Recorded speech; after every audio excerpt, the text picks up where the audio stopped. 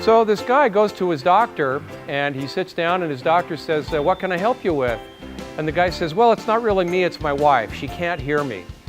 And the doctor says, well, let's do a simple test. Go home, stand behind your wife when she doesn't know you're there, and ask her a question. And if she doesn't answer, then move 5 paces closer and ask her the question again. If she still doesn't answer, then move closer and ask it again, and so on. So the guy goes home, he stands about 20 paces behind his wife, and he says, honey, what's for dinner? No answer. So he moves 5 paces closer. Honey, what's for dinner? Still no answer. So he moves 5 paces closer. Honey, what's for dinner?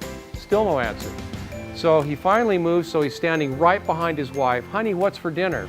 And his wife says, chicken for the 4th time.